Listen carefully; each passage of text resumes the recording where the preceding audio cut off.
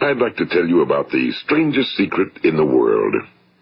Some years ago, the late Nobel Prize-winning Dr. Albert Schweitzer was being interviewed in London, and a reporter asked him, "Doctor, what's wrong with men today?" And the great doctor was silent a moment, and then he said, "Men simply don't think." It's about this that I want to talk with you. We live today in a golden age. This is an era that man has looked forward to, dreamed of, and worked toward for thousands of years. But since it's here, we pretty well take it for granted. We in America are particularly fortunate to live in the richest land that ever existed on the face of the earth, a land of abundant opportunity for everyone. But do you know what happens? Well, let's take 100 men who start even at the age of 25. Do you have any idea what will happen to those men by the time they're 65? These 100 men who all start even at the age of 25 believe they're going to be successful. If you asked any one of these men if he wanted to be a success, he'd tell you he did. And you'd notice that he was eager toward life, that there was a certain sparkle to his eye, an erectness to his carriage, and life seemed like a pretty interesting adventure to him. But by the time they're 65, 1 will be rich. 4 will be financially independent. 5 will still be working. 54 will be broke. Now think a moment. Out of the 100, only 5 make the grade. Now why do so many fail?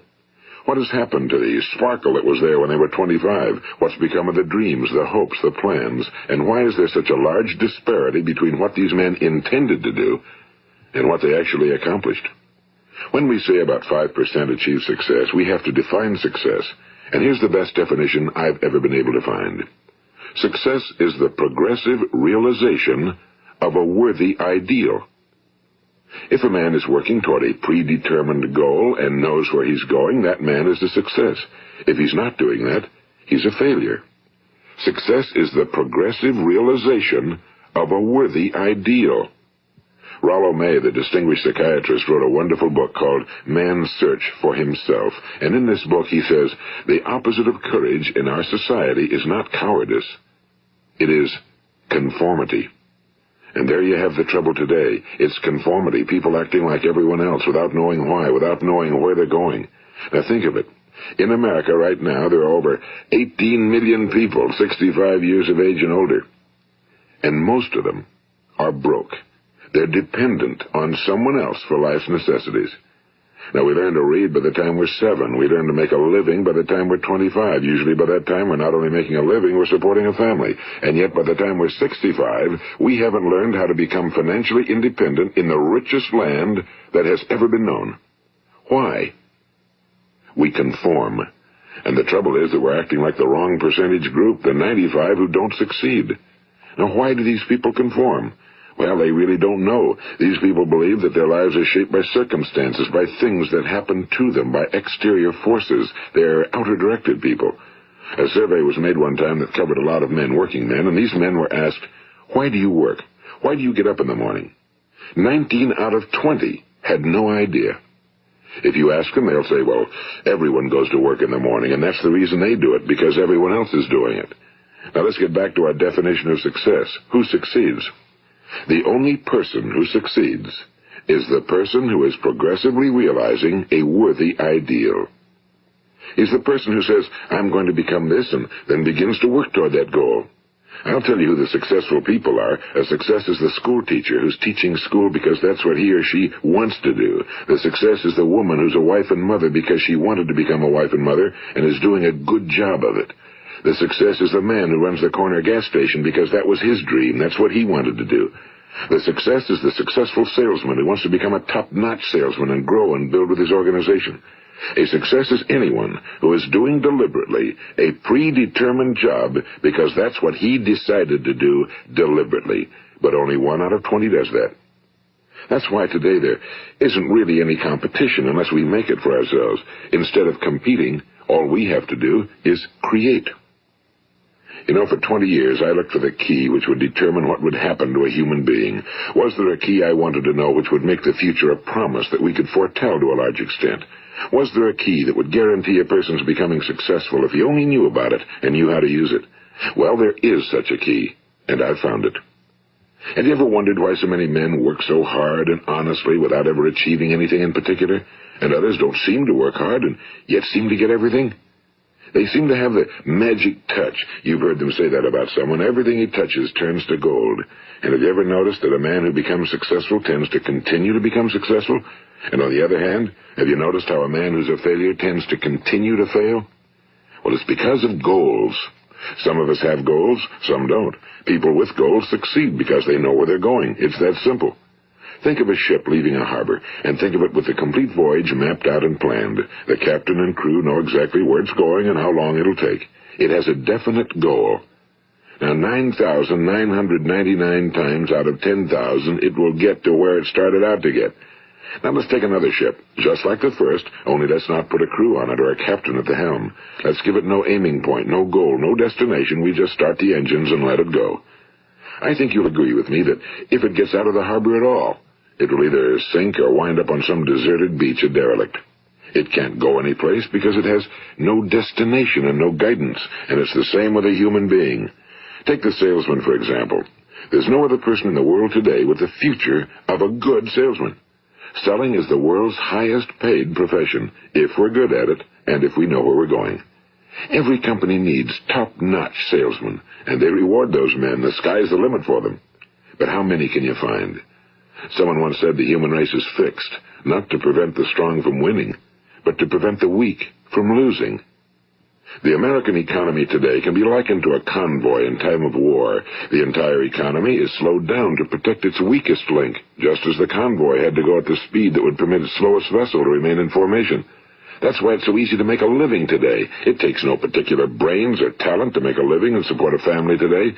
So we have a plateau of so-called security, if that's what a person's looking for. But we do have to decide how high above this plateau we want to aim. Now let's get back to the strangest secret in the world, the story that I wanted to tell you today. Why do men with goals succeed in life and men without them fail? Well, let me tell you something which, if you really understand it, will alter your life immediately. If you understand completely what I'm going to tell you from this moment on, your life will never be the same again. You will suddenly find that good luck just seems to be attracted to you. The things you want just seem to fall in line, and from now on you won't have the problems, the worries, the gnawing lump of anxiety that perhaps you've experienced before. Doubt, fear, well, they'll be things of the past. Here's the key to success and the key to failure. We become what we think about. Now let me say that again. We become what we think about.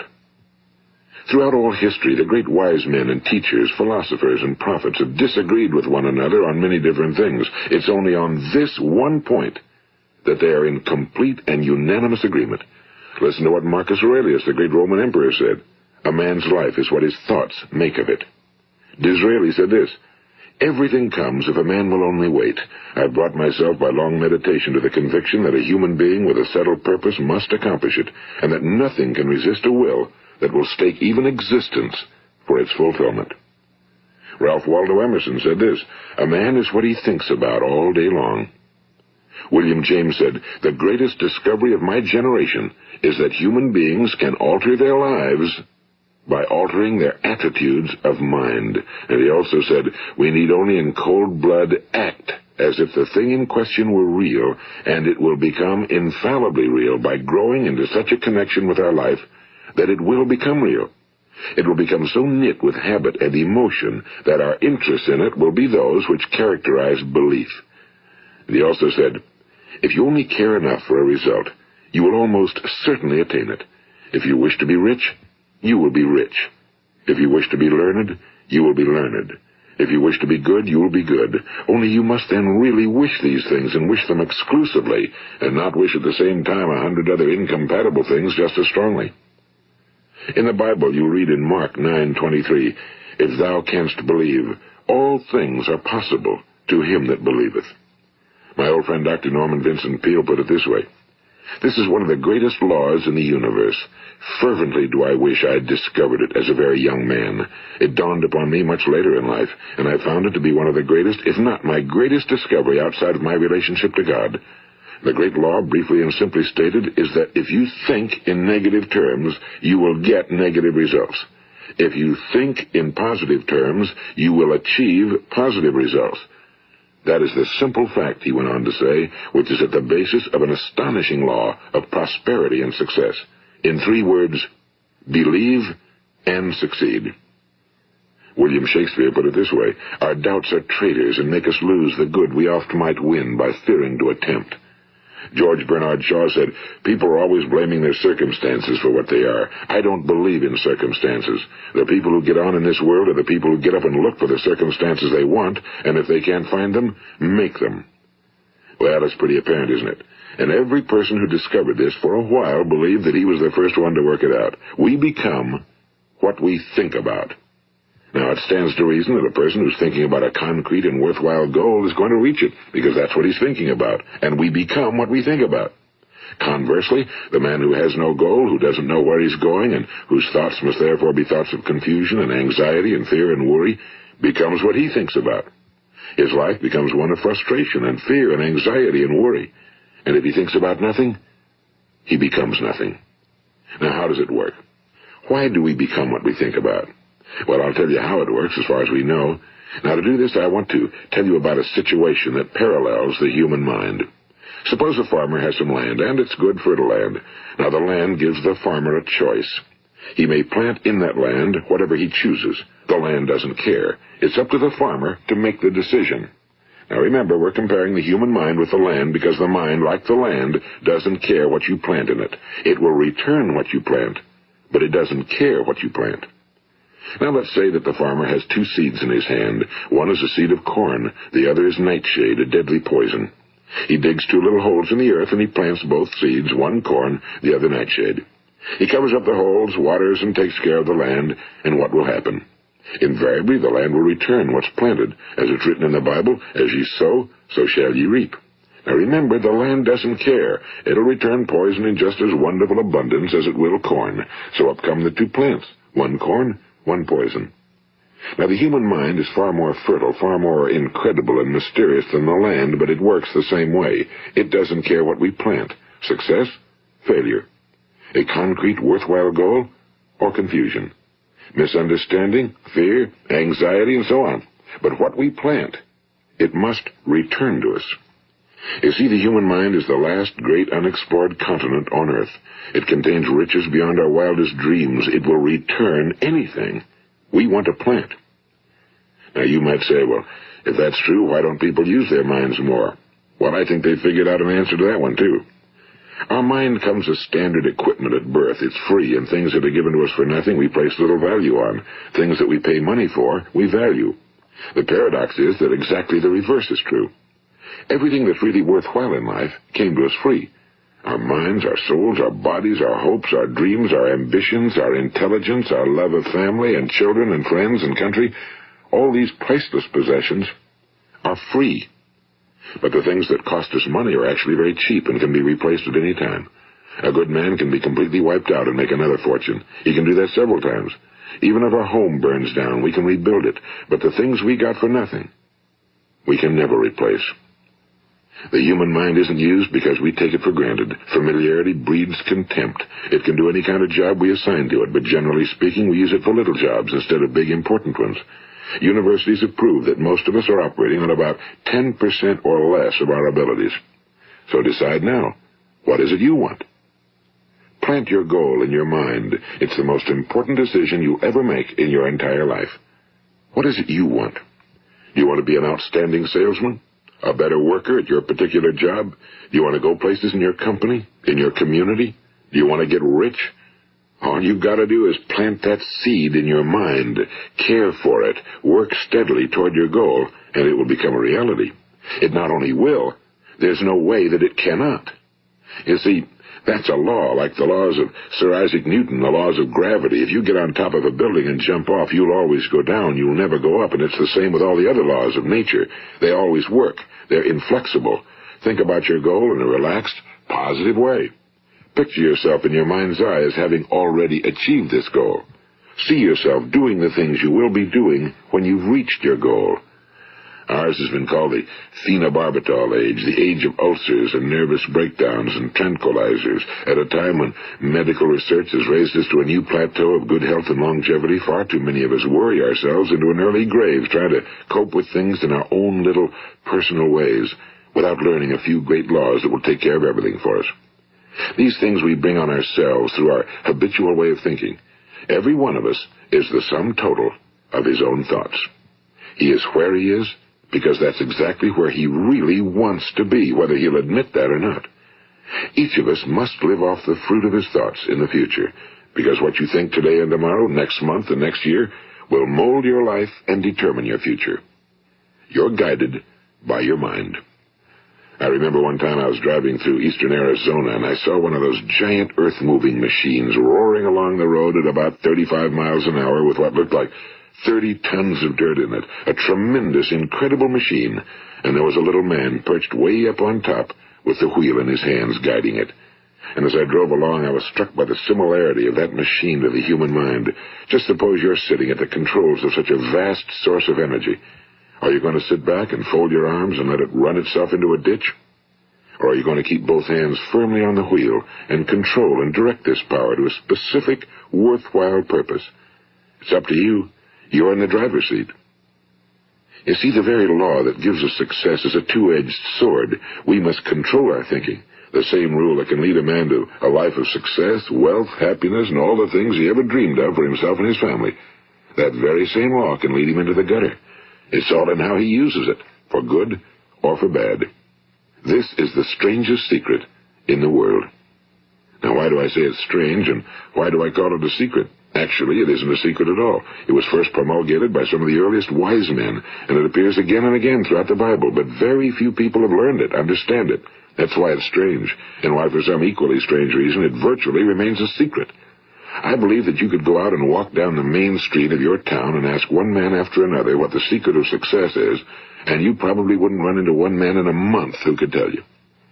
Now, this information is enormously valuable to us if we really understand it and apply it.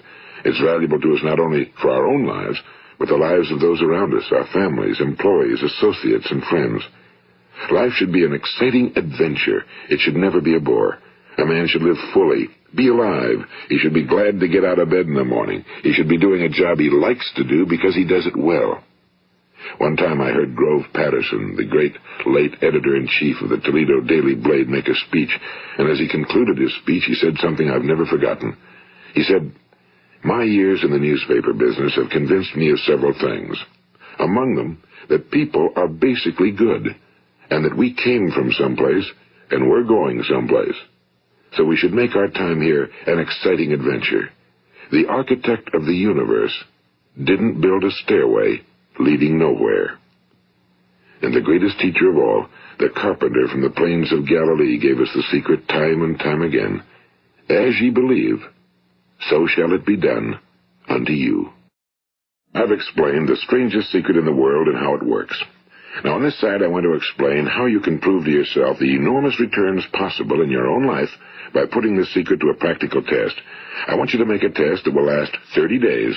It isn't going to be easy, but if you'll give it a good try, it will completely change your life for the better. Now, back in the 17th century, Sir Isaac Newton, the English mathematician and natural philosopher, gave us some natural laws of physics which apply as much to human beings as they do to the movement of bodies in the universe. And one of these laws is that for every action, there is an equal and opposite reaction. Simply stated, as it applies to you and me, it means we can achieve nothing without paying the price. The results of your 30-day experiment will be in direct proportion to the effort you put forth. To be a doctor, you must pay the price of long years of difficult study. To be successful in selling, and remember that each of us succeeds to the extent of his ability to sell. Selling our families on our ideas, selling education in schools, selling our children on the advantages of living the good and honest life, selling our associates and employees on the importance of being exceptional people. To, of course, the profession of selling itself. But to be successful in selling our way to the good life, we must be willing to pay the price. And what is that price? Well, it's many things. First, it's understanding emotionally, as well as intellectually, that we literally become what we think about, that we must control our thoughts if we're to control our lives. It's understanding fully that as ye sow, so shall ye reap. Second, it's cutting away all fetters from the mind and permitting it to soar as it was divinely designed to do. It's the realization that your limitations are self-imposed and that the opportunities for you today are enormous beyond belief. It's rising above narrow-minded pettiness and prejudice. And third, it's using all your courage to force yourself to think positively on your own problem, to set a definite and clearly defined goal for yourself, to let your marvelous mind think about your goal from all possible angles, to let your imagination speculate freely upon many different possible solutions, to refuse to believe that there are any circumstances sufficiently strong to defeat you in the accomplishment of your purpose, to act promptly and decisively when your course is clear, and to keep constantly aware of the fact that you are, at this moment, standing in the middle of your own acres of diamonds, as Russell Conwell used to point out. And fourth, save at least 10% of every dollar you earn. It's also remembering that no matter what your present job, it has enormous possibilities, if you're willing to pay the price. Now let's just go over the important points in the price each of us must pay to achieve the wonderful life that can be ours. It is, of course, worth any price. 1. You will become what you think about. 2. Remember the word imagination and let your mind begin to soar. 3. Courage. Concentrate on your goal every day. 4. Save 10% of what you earn. And 5. Action. Ideas are worthless unless we act on them. Now, I'll try to outline the 30-day test I want you to make. Keep in mind that you have nothing to lose by making this test and everything you could possibly want to gain. There are 2 things that may be said of everyone. Each of us wants something, and each of us is afraid of something. I want you to write on a card what it is you want more than anything else. It may be more money. Perhaps you'd like to double your income or make a specific amount of money. It may be a beautiful home. It may be success at your job. It may be a particular position in life. It could be a more harmonious family. Each of us wants something. Now write down on your card specifically what it is you want. Make sure it's a single goal and clearly defined. You needn't show it to anyone, but carry it with you so that you can look at it several times a day. Think about it in a cheerful, relaxed, positive way each morning when you get up, and immediately you have something to work for, something to get out of bed for, something to live for. Look at it every chance you get during the day and just before going to bed at night.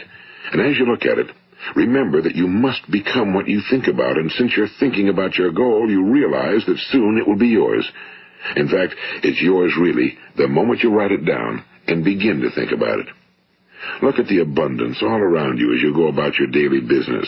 You have as much right to this abundance as any other living creature. It's yours for the asking. Now we come to the difficult part. Difficult because it means the formation of what is probably a brand new habit, and new habits are not easily formed. Once formed, however, it will follow you for the rest of your life. Stop thinking about what it is you fear. Each time a fearful or negative thought comes into your consciousness, replace it with a mental picture of your positive and worthwhile goal. And there'll come times when you'll feel like giving up. It's easier for a human being to think negatively than positively. That's why only 5% are successful. You must begin now to place yourself in that group. For 30 days, you must take control of your mind. It will think about only what you permit it to think about. Each day for this 30-day test, do more than you have to do. In addition to maintaining a cheerful, positive outlook, give of yourself more than you've ever done before. Do this knowing that your returns in life must be in direct proportion to what you give. The moment you decide on a goal to work toward, you're immediately a successful person. You are then in that rare and successful category of people who know where they're going. Out of every 100 people, you belong to the top 5. Don't concern yourself too much with how you're going to achieve your goal. Leave that completely to a power greater than yourself. All you have to do is know where you're going. The answers will come to you of their own accord and at the right time. Remember these words from the Sermon on the Mount, and remember them well. Keep them constantly before you this month of your test. Ask, and it shall be given you. Seek, and ye shall find. Knock, and it shall be opened unto you. For every one that asketh receiveth, and he that seeketh findeth, and to him that knocketh it shall be opened. It's as marvelous and as simple as that. In fact, it's so simple that in our seemingly complicated world, it's difficult for an adult to understand that all he needs is a purpose and faith. For 30 days, do your very best. If you're a salesman, go at it as you've never done before, not in a hectic fashion, but with the calm, cheerful assurance that time well spent will give you the abundance in return you deserve and want. If you're a homemaker, devote your 30-day test to completely giving of yourself without thinking about receiving anything in return, and you'll be amazed at the difference it makes in your life. No matter what your job, do it as you've never done it before for 30 days. And if you've kept your goal before you every day, you'll wonder and marvel at this new life you've found. Dorothea Brand, the outstanding editor and writer, discovered it for herself and tells about it in her fine book, Wake Up and Live.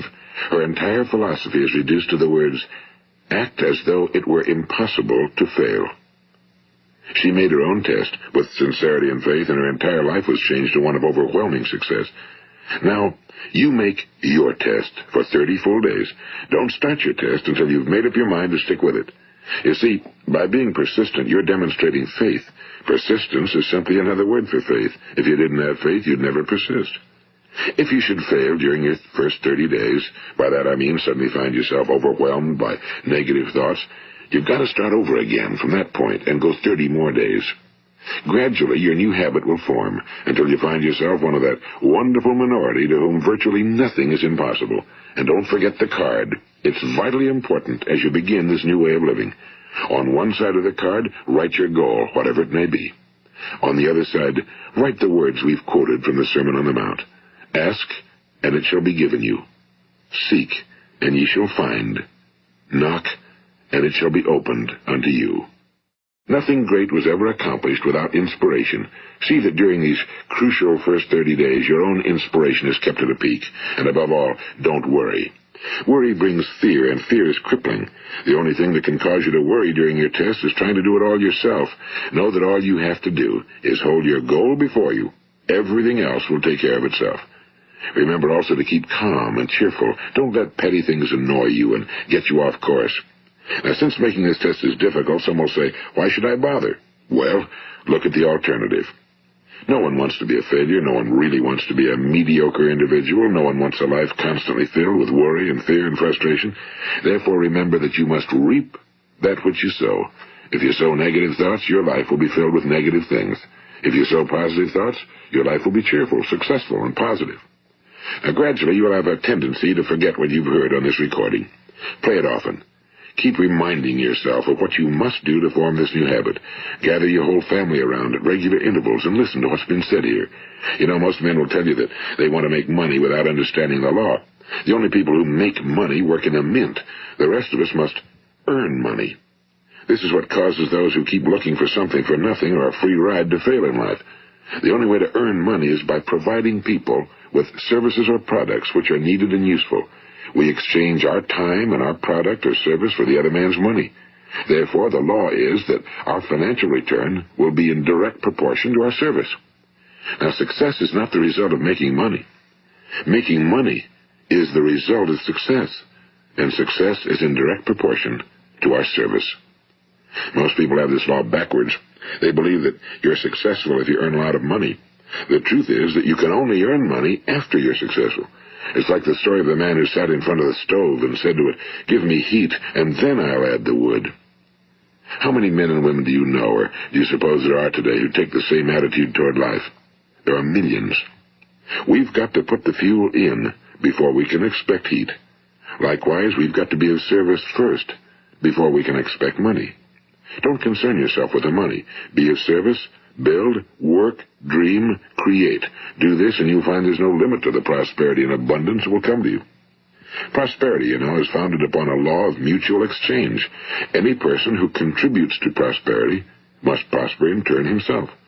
Sometimes the return will not come from those you serve, but it must come to you from someplace, because that's the law. For every action, there is an equal and opposite reaction. As you go daily through your 30-day test period, remember that your success will always be measured by the quality and quantity of service you render, and money is a yardstick for measuring this service. No man can get rich himself unless he enriches others. Now, there are no exceptions to a law. You can drive down any street in America and from your car estimate the service that's being rendered by the people living on that street. Had you ever thought of this yardstick before? It's interesting. Some, like ministers and priests and other devoted people, measure their returns in the realm of the spiritual, but again, their returns are equal to their service. Once this law is fully understood, any thinking person can tell his own fortune. If he wants more, he must be of more service to those from whom he receives his return. If he wants less, he has only to reduce his service. This is the price you must pay for what you want. If you believe you can enrich yourself by deluding others, you can end only by deluding yourself. It may take some time, but just as surely as you breathe, you'll get back what you put out. Don't ever make the mistake of thinking you can avert this. It's impossible. The prisons and the streets where the lonely walk are filled with people who tried to make new laws just for themselves. We may avoid the laws of man for a while, but there are greater laws that cannot be broken. An outstanding medical doctor recently pointed out 6 steps that will help you realize success. 1. Set yourself a definite goal. 2. Quit running yourself down. 3. Stop thinking of all the reasons why you cannot be successful and instead think of all the reasons why you can. 4. Trace your attitudes back through your childhood and try to discover where you first got the idea you couldn't be successful, if that's the way you've been thinking. 5. Change the image you have of yourself by writing out a description of the person you would like to be. And 6. Act the part of the successful person you have decided to become. The doctor who wrote those words is a noted West Coast psychiatrist, Dr. David Harold Fink. Do what the experts since the dawn of recorded history have told you you must do. Pay the price by becoming the person you want to become. It's not nearly as difficult as living unsuccessfully. Make your 30-day test, then repeat it again, and each time it will become more a part of you until you'll wonder how you could ever have lived any other way. Live this new way and the floodgates of abundance will open and pour over you more riches than you may have dreamed existed. Money? Yes, lots of it.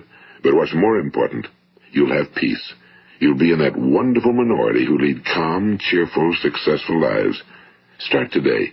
You have nothing to lose, but you have a whole life to win. This is Earl Nightingale, and thank you.